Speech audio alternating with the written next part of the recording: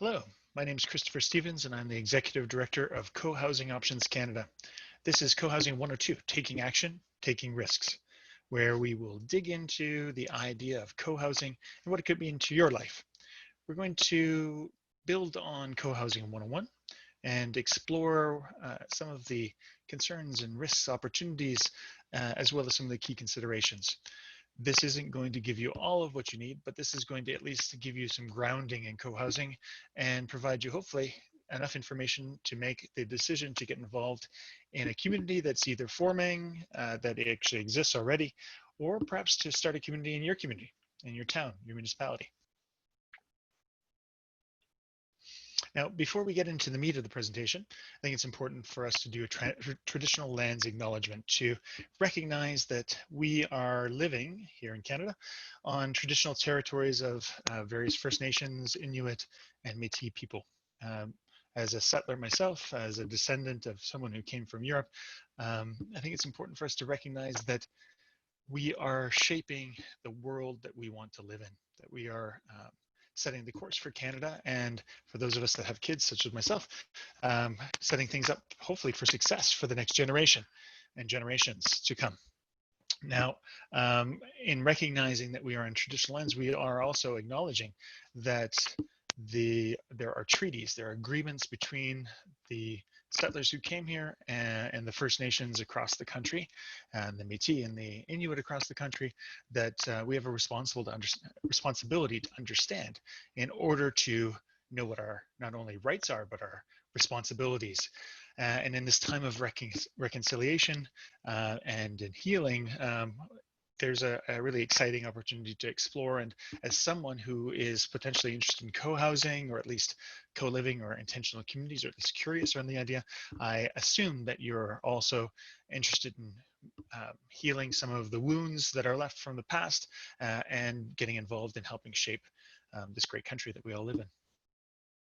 So today, myself, I'm here based in Toronto at the moment, but from the Ottawa Valley originally. I have the opportunity to work across the country with various communities, and the traditional territory that I am in, it was lived in and is still the traditional territory of the Mississaugas of the Credit, Anishinaabe, the Haudenosaunee, Chippewas, and the Wendat people. And of course, there's others from across the country, and both on the Indigenous side as well as settler side, all living here in the city. So what's our agenda for today? Well, we're going to first of all do what I just did, which is acknowledge those who came before us and our responsibilities and opportunities to work together in reconciling and building Canada. Then I'm going to review the agenda and then get into what is the path to co-housing? What's the development process? What happens after you move in? And in doing so, explore some of the risks, fears, and how they can be mitigated. And by the end of today's presentation, I'm hoping that you will be able to leave with enough information to feel comfortable with the idea of co-housing and to make a decision on whether it is right for you, or whether you are, perhaps looking for something else. You want to just stay in your own home, move to someplace else, live in a co-living environment, or some other scenario.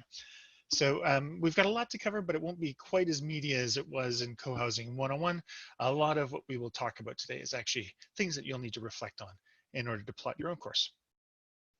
Now, the Co-Housing Options Canada team includes myself, Kristopher Stevens, as I mentioned, I'm the Executive Director, Mark Powell, who is our Director of Community Development, Micah Althouse, who looks after communications, Mike LeBay, who is our Development Consultant, and then there's two people who are newer to the team who have been helping out, and we're hoping to bring in full-time, which are Genevieve Light, as well as Alexander Theodorkides, who some of you may be in contact with afterwards, if you decide to get involved in some of the other sessions that we're doing.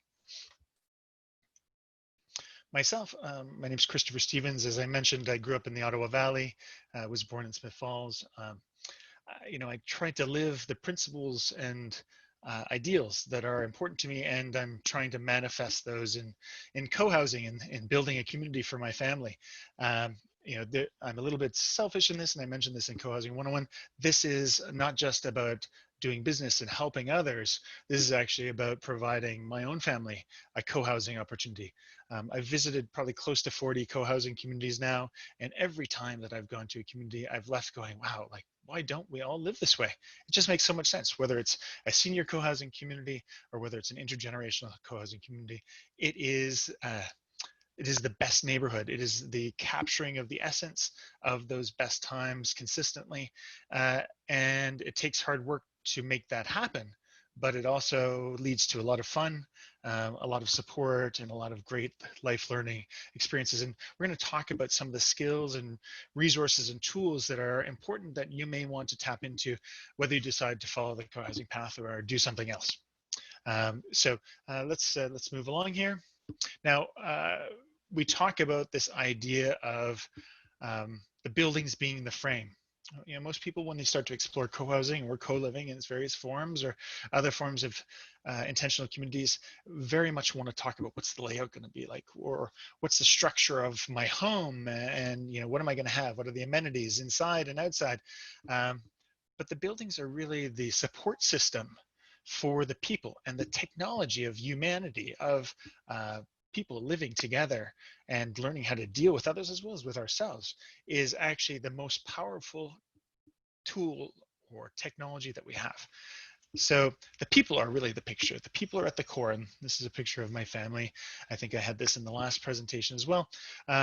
The idea being is that we tend to focus on the buildings, on the technology, on the tools, the various toys, but we really need to focus on each other. And a lot of what we'll talk about today really has to do with that, is how do we dig into some of the nitty-gritty spaces or the rough corners where we don't feel so comfortable, so that we can become very skilled at dealing with our own internal feelings and conflicts, as well as conflicts between us and others, in order to create a better place for us all to live.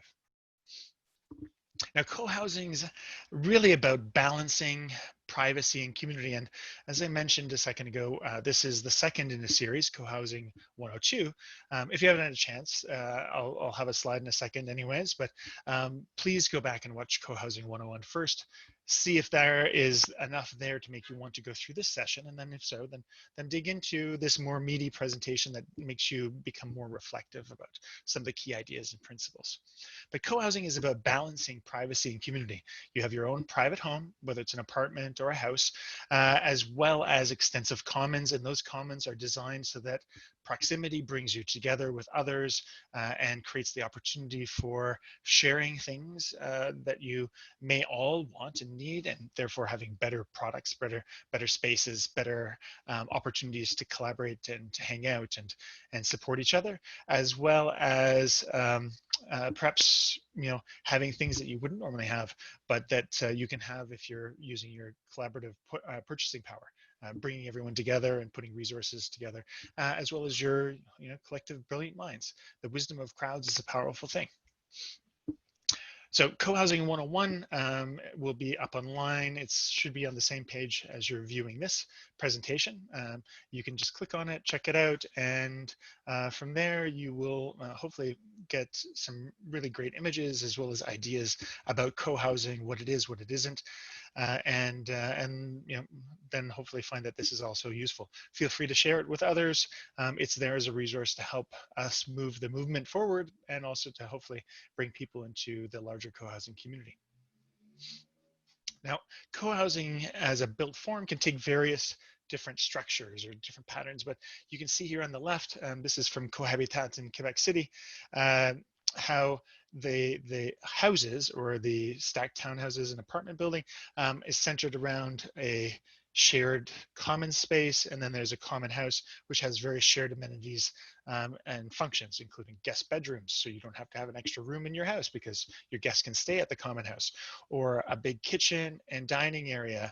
There may be some photos, I think, in this presentation later on that show the beautiful space that is Cohabitat Quebec, and its common facilities with its big fireplace, large kitchen, TV watching room for the kids and adults alike, as well as the bike room, and various other shared functions.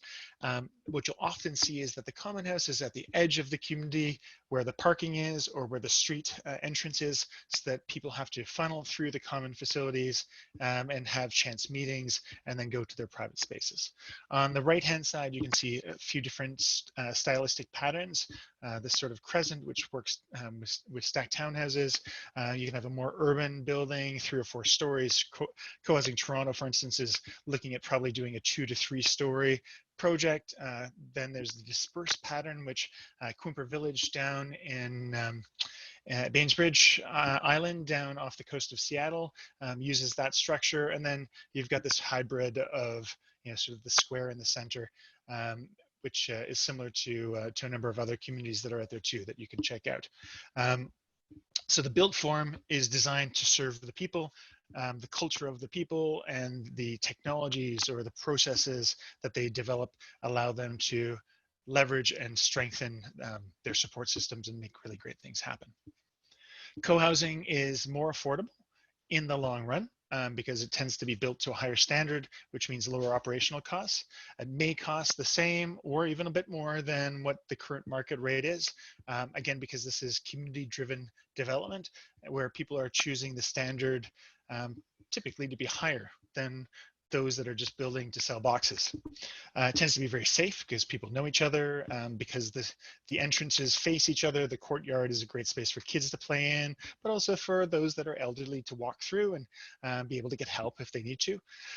Proximity is important. Typically, if you're 5 to 10 minutes from the most important things to you, then you will do them. If things are further away, if we think about our commutes, then it either creates more stress if you've got to go further away, or it's likely to not happen. The opportunity for social, most of us have as much privacy as we want, but really not as much community as we want. The great thing about co-housing is that if you don't want to hang out or visit with everyone, you can just say, hey guys, I've got to go back to my house, and you can stay in your house the whole time if you want, or go out or whatever. You don't have to be communal if you don't want to, but outside your doorstep, there is community whenever you want it. Sustainable, again, most co-housing communities tend to have a very sustainability focus. Design and considerations in the private units. If you look at Treehouse Eco Housing out near Halifax in Bridgetown, they have actually incorporated that right into their name. They call it eco housing. Independent, you can be as independent as you want, while at the same time having access to co-care, looking after each other. And if you've got a young family, then that's a great thing to have that support system. But it's also great if you're getting older and up in years and you want to be able to contribute, but at the same time perhaps need some support from your neighbors. If you are in later stages of aging and needing deeper support, a lot of senior co-housing actually integrates a caregiver suite or caregiver suites into the design of the common house so that you can have somebody on site who looks after the various members of the community. And then secure. Well, if you know everybody and everyone knows everyone else, if there's somebody else in the yard or in the space, it's very easy to say, hey, how are you doing? And welcome to our neighborhood, and engage with them and to support and to be able to watch. You're going to be away for a few weeks, no problem, because the neighbors across the way can see your house and can check in on your cats or dog or whatever and make sure that your space is looked after and maintained, and water your plants, all that sort of thing. Now, the path to co-housing typically starts with 1 or 2 people saying, hey, this idea of co-housing is really interesting and we should dig into it. Or what is co-housing compared to the other forms of intentional community? So folks start gathering, start talking about it. They may attend a coffee and co-housing, or if they're lucky enough to live in a place where there already is co-housing, to go and explore it and check it out. And then from there, form an umbrella group, an informal group that starts sort of getting into the information, making things happen. And from there, they start to form a group which says, this is something that we want to pursue, and we're going to put in some resources. Initially, it's a small amount of resources, a little bit of money, a little bit of time. But as that group gets more solidified, they start to create, their vision, mission, values. They set up their committee structure and their membership structure. They explore and set up their financial systems and processes, and eventually get to the point that they're going to incorporate and look for the assistance that they need to move things forward. Now, Co-Housing Options Canada has done a lot of this work with different groups, and in fact, some of us are also members of a co-housing group that's under development, not as consultants, but as members. This movement to the point of getting to phase 3, where you say, help, we need experts, we need expertise that we don't have within our team, or we as volunteers can't do all of the work ourselves because we're going to burn ourselves out, and then bring in expertise to make things happen, mean that the group needs to put down real cash, real money to actually cover the cost of that expertise to move things forward. Now, if you think about it, buying a house and moving in without totally knowing your neighbors and all the things is a big risk, is a big consideration. In co-housing, you have the opportunity to get to know the people who are going to be your neighbors. You, with a relatively small investment of probably $1,000, $2,000 to start, and then building up over time, will then get to the point that you then decide to either move ahead or not. In the early days, it ends up being a couple $100 usually to join the group, which covers some of the slight overhead. But it is going to cost money because you're going to hire people to help you with the planning, with the various design aspects, with the training for learning the various skills that you're going to need to govern and to deal with conflict and to deal with your own internal conflicts. And then the builder or the development consultant who will then oversee your project, make sure that it stays on time, on cost, and will help funnel and focus the group. Then from pre-construction, you get into the construction zone where they're actually building and you're assembling the structures, and at the same time continuing to work on your governance and how your community is going to work and what the rules are, all that sort of thing, so that eventually you get to move in number 9, making it a home, and then hopefully live happily ever after.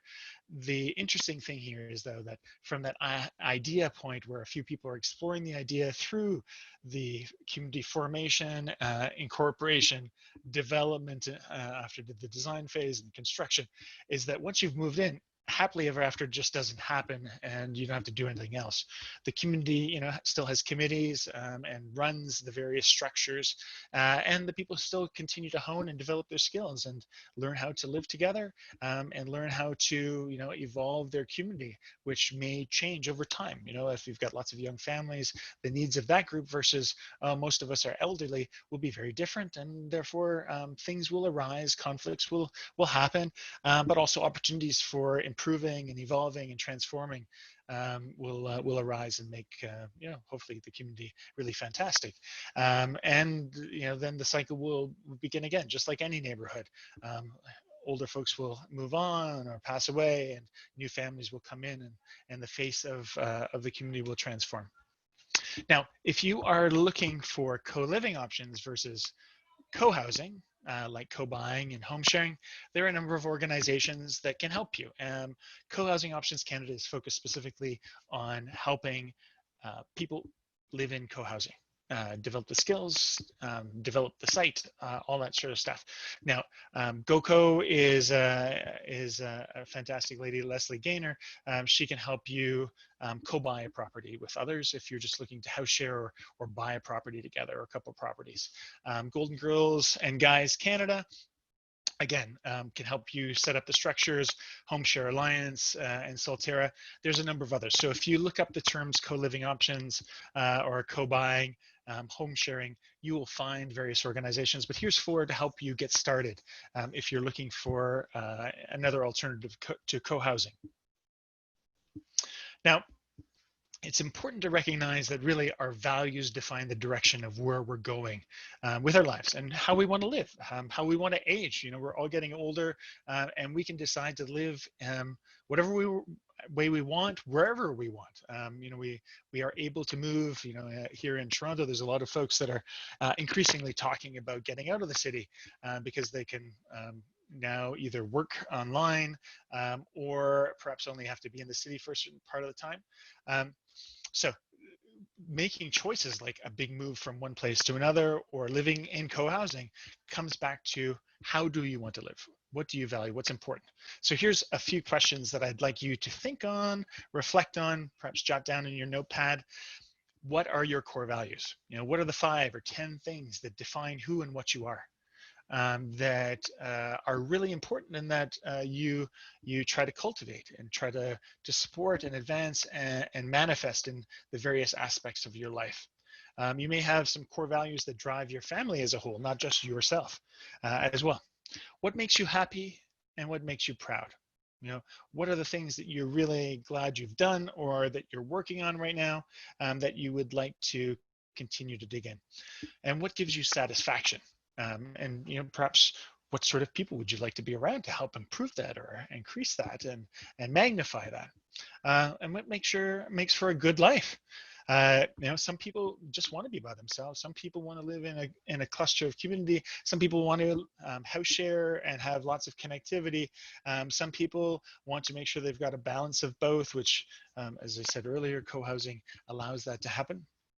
But do you want to travel a lot? If you're going to be away a lot, maybe living in a co-housing community fit because you won't be able to make your contributions to the group, or maybe you just want to rent because you want to have liquidity in your finances to cover other costs. So maybe you're looking for a rental within a co-housing community. Anyways, what makes for a good life is something that's distinct for all of us, although there's lots of common threads for most people. So these are things that are worthwhile thinking about because they'll help you make good choices further along. Now, in addition to values which set the trajectory in your life, boundaries allow you to set borders, to focus, to drive towards where you want to go. So just the other day, I was speaking with some new friends, and we were talking about the fact that they are thinking about moving to Europe, to Spain, because as much as they love Canada, they are looking for a different lifestyle. Another friend, his parents are contemplating Mexico as an option. There's co-housing happening there. There's co-housing happening in lots of places. So if you're looking for co-housing and at the same time don't necessarily want to get involved in a community here in Canada, then that's okay. But understanding the location, proximity that you want to be close to, people or things, the mixture of private and commons, all of these things are things to be thinking about as you explore the idea of co-housing. Time for the community. As I mentioned, if you're going to be away half the year, it's really hard to contribute to the larger community, meet your obligations and responsibilities. At the same time, if you're going to be away intermittently, then your neighbors are probably going to be happy to look after things for you. But if you're a young family, it may be harder in the development stage of a co-housing community to put in the time. And the rest of the community hopefully will also be okay with that, recognizing that those young families with kids and stuff are probably going to have more time to contribute to the community afterwards once everybody's moved in to make things happen. What's your time allotment for family, or how could co-housing help improve your quality of life as a family? So for instance, if you came home and there's a common meal every other day in your common house, and the 30 households, let's say 20 or to 25 of them regularly come for the meals, and you get home from work and you walk over and you have dinner and your kids have dinner, you get to hang out, play with them, and get to chat with the neighbors, all that sort of stuff, and you don't have to do all the prep work except for maybe once a month or once every couple months. Wouldn't that be fantastic? How much time would that free up for you and for your family? And then for travel, as I mentioned before. And then presence, time together and time apart. What does that balance look like for you? Different people need a different mix. I'm an extreme extrovert, so I love time with people, but even I need time by myself. Even I need quiet time. And if you're going to be involved in designing a co-housing community, understanding how to create those spaces within the commons is something that's useful, as well as within the private spaces too. Now, fears make you aware of the potential cliffs, the places where you personally or as a community could get into trouble. So common questions and questions worthy of asking ourselves are, what if I don't like the people? Well, if you don't like the people, I know lots of people who live beside neighbors that they don't like, because they didn't really have any input into choosing. In this instance, in co-housing, you have the opportunity to get to know everyone, to be engaged, to learn about them, to learn the skills. If you're in the development stage, to learn about the development, be involved in shaping that, but also if you're just moving into the community, to sort of get a feeling of what are the people like here. The great thing about co-housing is that they are typically 15 to 35 households.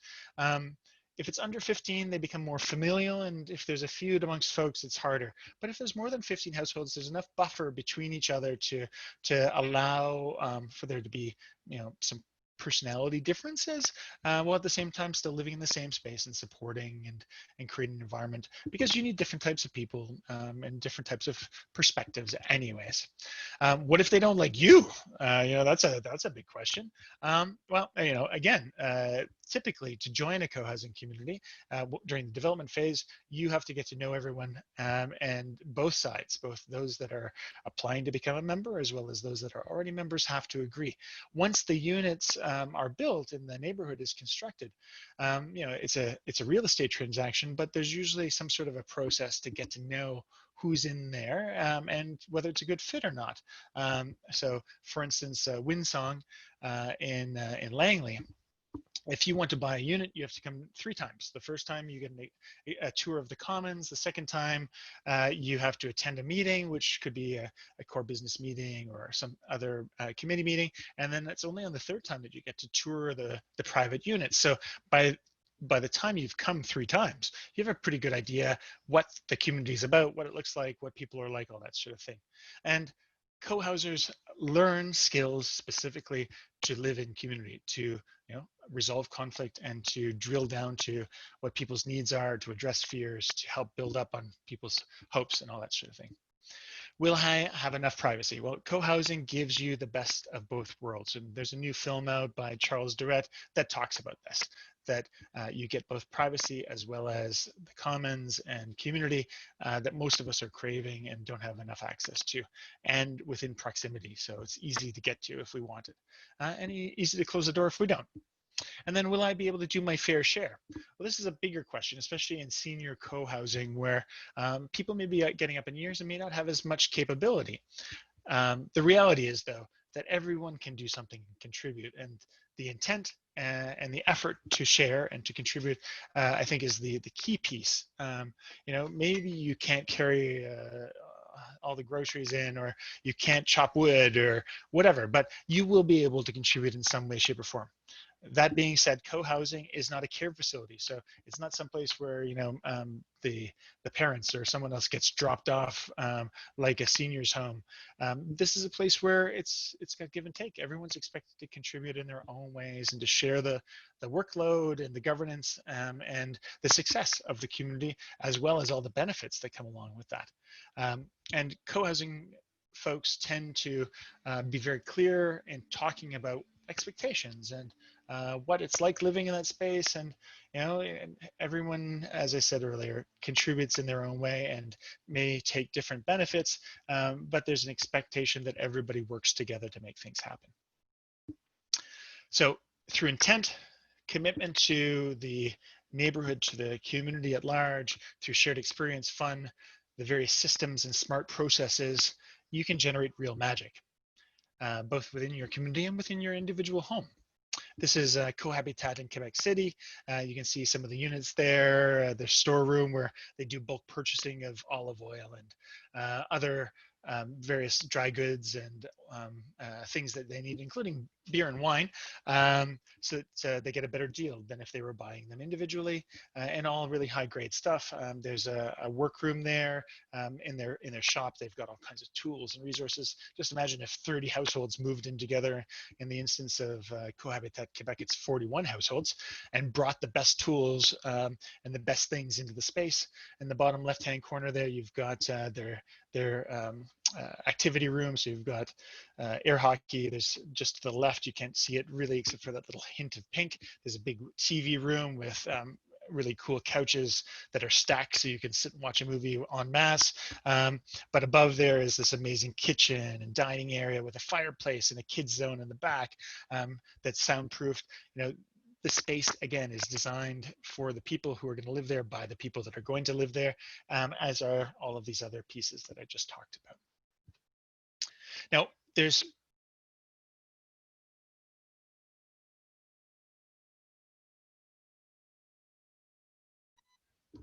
are tools that are really incredibly important, and our cultural tools are I guess, perhaps the most neglected technologies.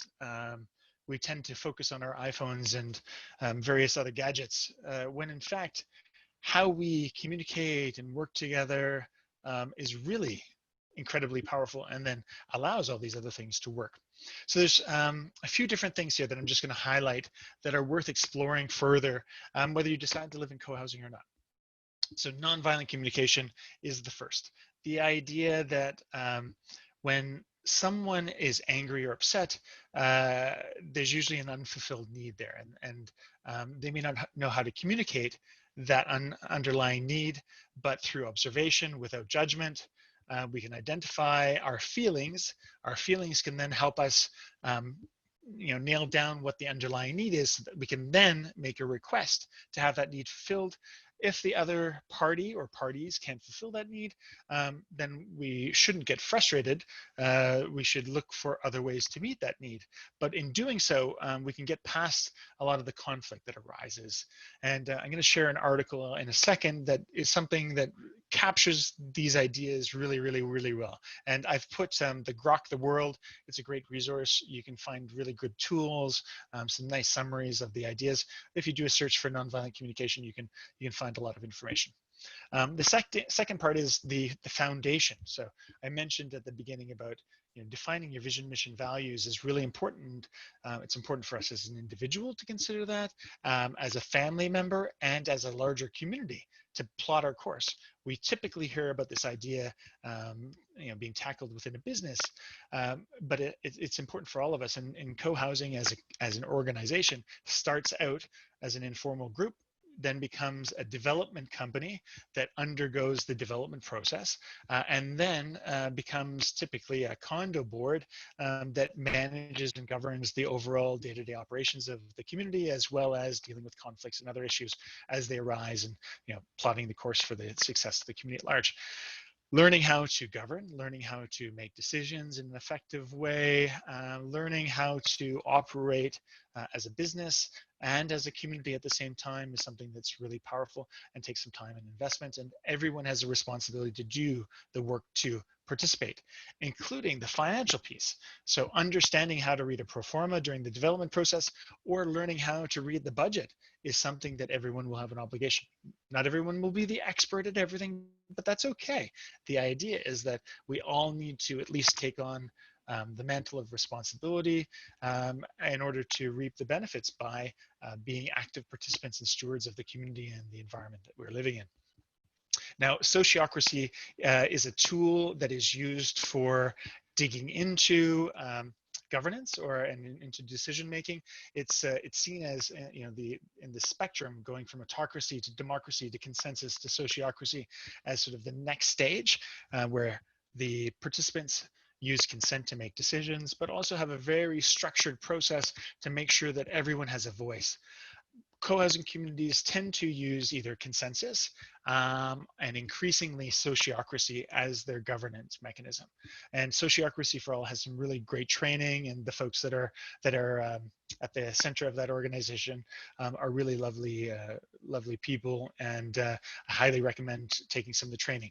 Grok the World, Co-Housing Options Canada, Sociocracy for All are three places where you can access training and some of the tools in order to build that cultural core and those social skills and conflict resolution skills in order to live in community, but also just to live in the world and to deal with some of the stresses and tensions and frustrations that are around us all the time. So you want to reduce friction, stress, and risk in your life? Perhaps start by asking, how can I make better coffee? This article here, which is the Little Black Coffee Cup.com, make coffee better. You can do a Google search for it. I'm going to provide a link share afterwards as well to this, and I'll make sure that I put the link into the comments area so you can click on it. This is a really great summary using a coffee shop and the making of coffee as an illustration for how nonviolent communication can improve life. And as I said earlier, whether you decide to live in co-housing or not, I think that this is a really great resource for all of us to tap into in order to improve our life and how we deal with others and how we deal with ourselves. We are most violent to ourselves. We're often violent with others. If you're having conflicts all the time, then maybe it's time to dig into some aspects of your life. And in doing so, again, reduce friction, reduce stress, and reduce risk. Now, what are the risks if you're thinking about co-housing? So what are the risks if I do nothing? Well, that's something for you to brainstorm. You know, if you decide to stay in your house and then you have a fall, or if you're a senior or an elder, what does that mean? That could be a significant life transition without having plotted a course forward. But also, I know that there's lots of instances where young families are isolated. Their parents are someplace else. Their other extended family someplace else. They've moved to a new town or a new city because of work, and they find themselves with a small child and very limited support, and perhaps not the financial resources to be able to juggle everything. So things get neglected, stress gets mounted, and it pulls people and their relationships apart. So what are the risks if you don't do anything? If you just do what you're doing and then things go off the rails? Some people ask the question, am I too young? Oh, I don't need that right now. I'll need that later. And then by the time they get their act together, their opportunity's passed and they've lost the benefit of living in community. Am I too old? Well, if a community is being developed, then it's going to take some time. So it's possible. But at the same time, wouldn't you like to leave your legacy behind, that you've built a fantastic community? And perhaps you only get to live in it in a little while, but that's okay. At least you got to live in it and you got to go on the journey with all these other great people. What can I afford? Can you buy in? Can you afford the operational costs? As I said earlier in the presentation, the ongoing operational costs tend to be lower, but the buy-in is typically whatever the market currently is. So if you're looking at Ottawa, you're looking at Winnipeg, look around in the neighborhood that you think you're interested in living in, and you can find a unit that's 1, 2, 3 bedrooms, and it'll give you a very clear idea of what the current price is, and it'll probably be around there. If you're interested in moving into a co-housing community that already exists, you can go to the Canadian Co-housing Network and find out what it would cost to buy a home or rent a home within an existing co-housing community, and whether you'd like to move to those places that are offering space right now. What are your fears? This is a big one. Often the things that we imagine are significantly worse than the reality of what happens. And by talking about our fears, we can actually dig into them and look for ways to mitigate the things that are, scaring us or making us concerned or making us hold back. And then, can I build more community where I am? The reality is that you may be able to. I know that in the neighborhood that we live in, that the COVID crisis has actually drawn us together with others in the neighborhood and provided the time and the space for us to get to know each other and to grow our personal network where we're living right now. Now, our hopes are that some of these other great people that we are developing friendships with also decide to become part of co-housing too, because they see how great this thing could be and they want to get involved in helping shape it.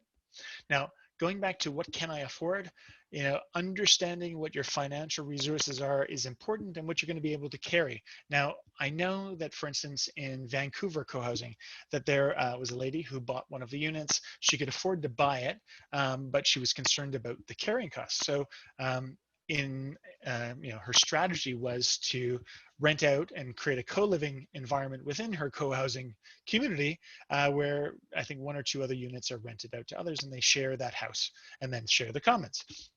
There's the opportunity to do that sort of thing too. You may be able to pull together others and create the space that you want, and just think creatively. Now, unfortunately, we're not like Denmark, where co-housing is really normal, where 8+% of the population lives in co-housing, where we have a mixture of rental and ownership structures. I know that in Suk, BC, where Harborside and Westwind Harbor, which is now being built, but Harborside is already in existence, which is a senior co-housing community, that the municipality is looking at building a new seniors hub or facility and is looking at building senior co-housing as rental units above it. that's because there's already been one success story. A second is being, is actually under construction right now. And now the municipality is going, oh, hey, this works. And look at what it does for a community and everything else. So now they're exploring other ways. Unfortunately, that doesn't exist in the rest of Canada for the most part, as far as I know yet. But hopefully we can get it there. And the more examples that we can show of what co-housing can look like, and the more we can be creative in creating different ownership structures or rental structures to make things happen, the better, because we all need different things, and that goes back to what are the values, what are your realities. So imagining something beautiful is not an either or decision. And this is a discussion that we've been having with a couple of the communities that we are doing work with recently, which is, oh, well, we want to be intergenerational, and then another part of the group wants to be seniors only. It doesn't have to be either or. By collaborating, you can, one, learn a lot together, develop a lot of tools and the capacity as a collaborative effort, and then split if you so desire, or perhaps look for a site where you can have both beside each other. So for instance, I was just up in Owen Sound visiting family and had a bit of a vacation with my family. And there is a co-op, Glassworks, that is forming. They're looking at creating an eco-village, doing some regenerative agriculture and a variety of other things. And they were looking at 60 units being on the potential site that they're looking at. And during the discussion, during the design shred that I was taking part in, we talked about, well, why not have 2 communities of 30? 30 for seniors, 30 for intergenerational. The garden could separate. There's some shared facilities and amenities. And then you've got both. It's not we have to decide just to do one or the other, and we don't need to alienate those that are already on the same path as us, but we can leverage and support each other and make something even better. So Silver Sage and Wild Sage are an example of a seniors co-housing community next door to a intergenerational co-housing community. Wild Sage was the first, and then a number of the members from it went and formed Silver Sage. Another is Munksøgård, which is in Denmark, just outside of Copenhagen. There's 5 20-unit co-housing communities with a town square and farmland. And one of the communities is for seniors only. Another is for families. 2 of the others are one's rental, one's equity. And then the last one is actually targeted at under 30. The idea being that in a lot of co-housing communities in Denmark, there'll be a unit where young adults can begin adulting and move out. In this instance, they actually created a whole 20-unit complex where young families, young professionals, and students can live, but still be close to those that they are, have relationships with, but learn how to live on their own, learn how to be independent, how to support each other, and build relationships and that sort of thing. So pretty cool. Munksøgård, I got to visit this community. They have their own car sharing amongst the 5 communities. In the center there, that's an old farm, and they've got some animals, but there's a little store, tuck shop. They've got space for larger groups to meet, all that sort of thing. They've created this beautiful hub, and what's cool about Munksøgård is that it inspired another 5 kilometers of co-housing communities. So you do 1 or 2 great projects, and others will come and go, wow, let's do this too. It's not impossible. It's been done for 20, 30 years. We just need to take the lessons and then apply them in our backyards and find like-minded people and then make the magic happen. So co-housing, the equation is really cost versus value, and everybody worries about the cost. Oh, I can't afford it. It's too expensive. Well, you're investing not just in a box that you're going to live in, but in a neighborhood and a community.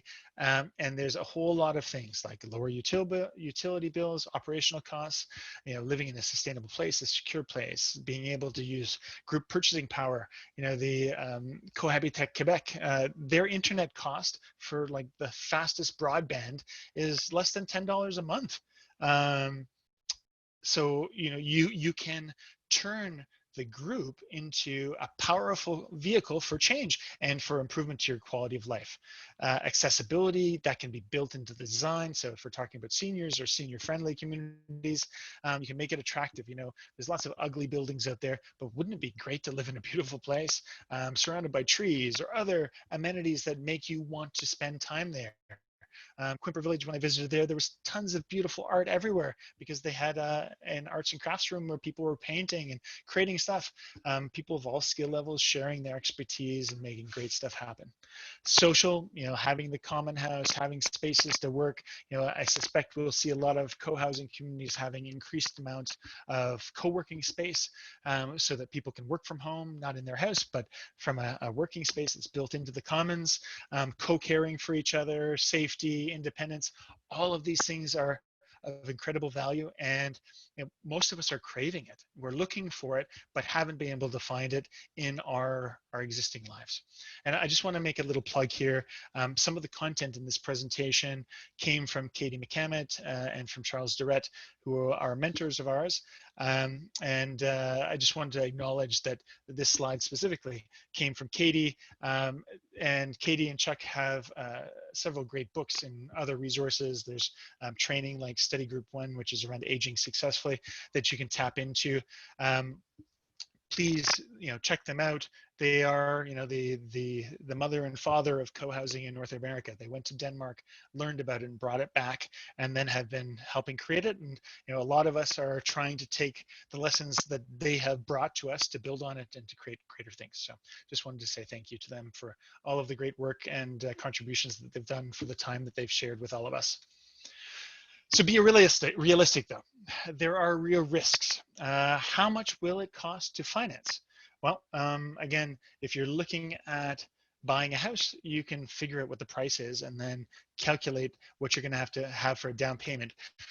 Typically what happens with co-housing is that you invest incrementally with your money counting towards your down payment.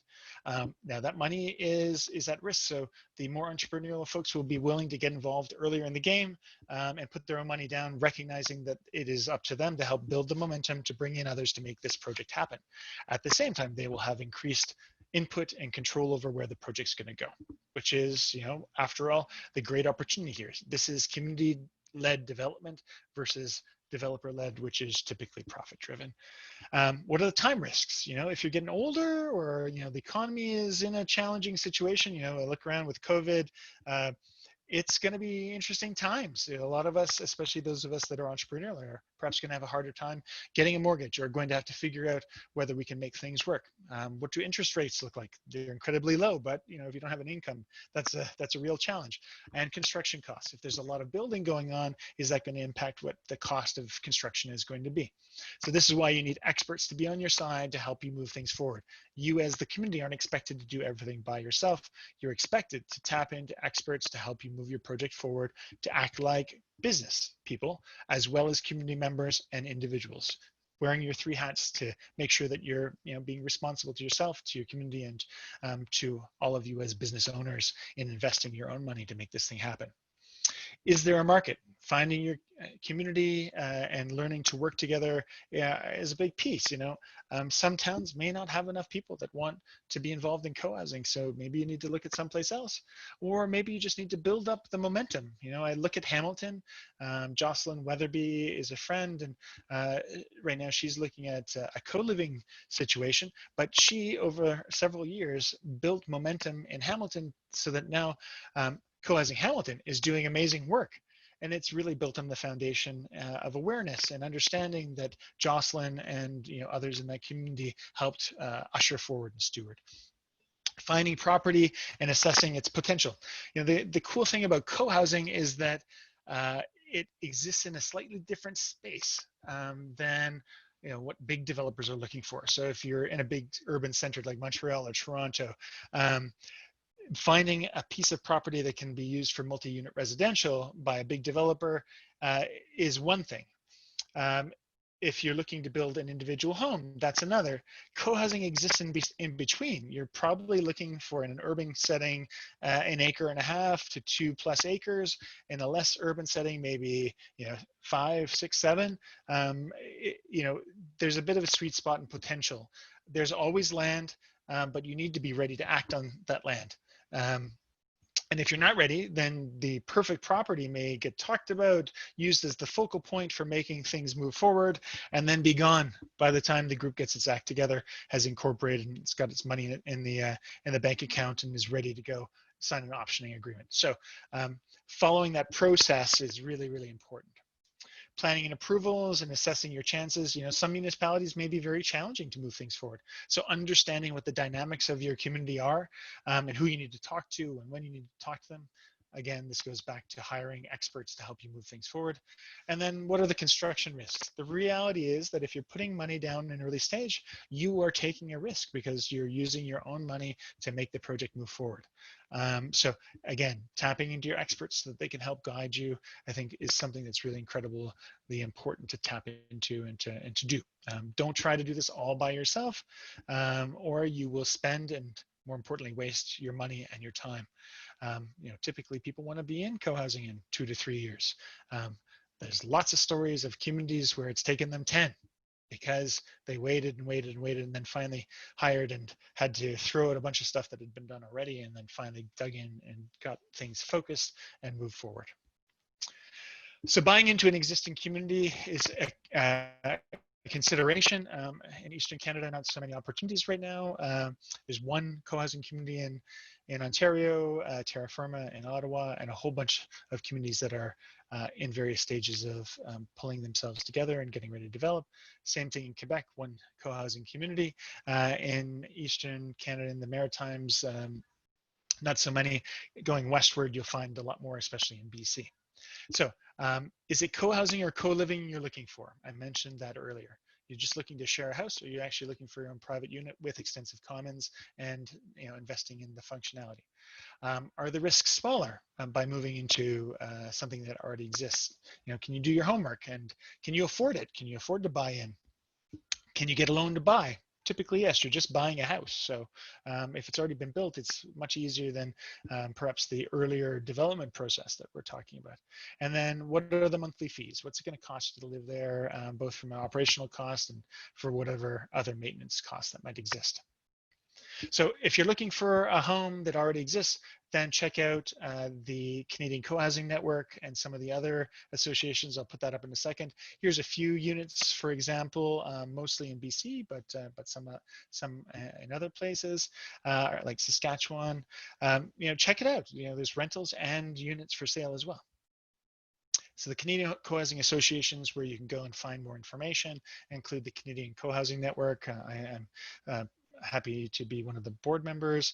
Cohousing Association of the United States and the Canadian Senior Co-Housing Society are two other groups, and then CH Senior Co-Housing Advocates out of the US, which I'm also on the board of, are all great places for you to go and do your research, find out about existing communities, find out what you might like or don't like, and then to look for potential communities to move into.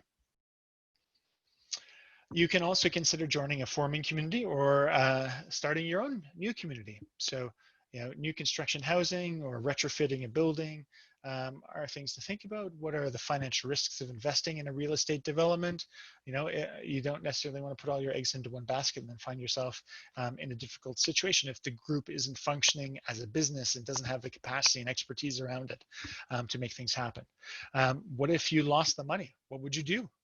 How is that going to impact your life and put you, what's the situation that's going to manifest itself if things don't go well? And how do you set things up for success? Again, this is about doing your homework with your community and as an individual, and then making sure you've got the right supports in place to make things happen.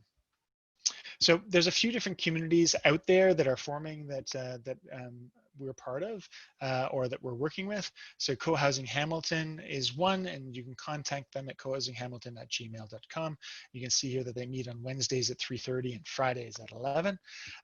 Great group of people, and they would love to hear from you if you're interested in getting involved.